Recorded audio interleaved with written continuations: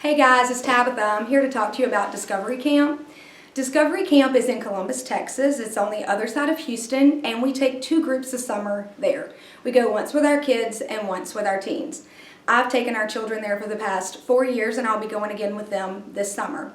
The 2015 DC Camp theme was be an eyewitness to God's goodness. It was teaching the kids to keep an eye out for the good things that God's doing around them.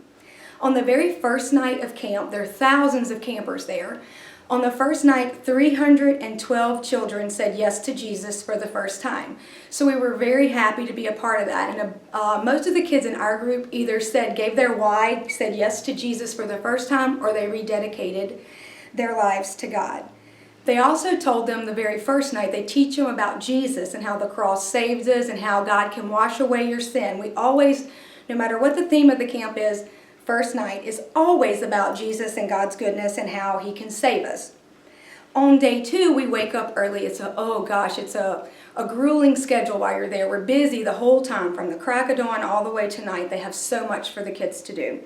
Day 2, we woke up, we had Bible trivia after breakfast, and this theme had a space idea going on. So we had this space game where one of the camp directors was trapped in space, and we had to answer Bible trivia questions to get him home. So each church formed a group, and the first one to get all the answers correct would have to run to the front, and you won. So as they were asking the questions, our kids blew me away. They knew so much of the information.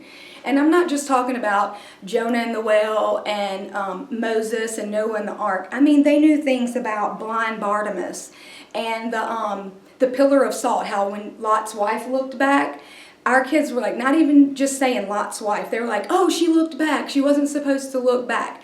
So I feel like our kids have been taught very well upstairs, because New Day kids won the game for the morning, and we got the kid that was lost in space, we got him back home. After that, we spend our day riding go-karts, horses, water slides, swimming in the pool. You name it, the kids can do it. They have crafts. There's so much for them to do. Then we have lunch. There's more games and activities. And then we go back for supper and then night church. So we go to church about 3 times a day while we're at camp. On day 3, they talked about how if you're a candle, you can be blown out. But you have to stay in God's Word, and it keeps your candle lit, and your flame will be more eternal and everlasting if you keep putting God's Word into your heart. One of our girls that was with us this year had self-image struggles, with a lot of girls do these days. So they were teaching a lesson about how some things in life are treasures and some things in life are trash. And so this one particular girl came up to me and she said, Miss Tabitha, I found something today. And I said, what, baby? And she said, I know something in my life that's trash. And I said, what? She said, all the things I think bad about myself. I feel like I'm beautiful and I'm a treasure to God. And that just touched my heart so much, that a 7-year-old could get so much out of being at church camp. You know, that changed her life forever. We also learned on day 3 that whatever you spend your time on, that's what you care about the most. So you have to spend time on things that are good and godly. You can't just always play video games or do stuff like that. You have to keep putting stuff in your life that's good, because that's what's going to come out. On day 4, they had a prayer service at nighttime, and again, there are thousands of kids there, and they're praying. They call an altar call, and they have all kind of people praying at the front. And Pastor Rachel is the head pastor over the whole entire church. And she comes out with a microphone, and she's praying. And she calls out to one random kid in the whole audience and puts a microphone and says, baby, you just looked like you were praying so hard. And she said, what were you talking to God about? And the child said, I was just thinking that my God is so good. He's the biggest thing in the universe, and He still cares about me. And that was one of the kids from our church. Out of all of those thousands of kids, they picked a New Day kid that was worshiping.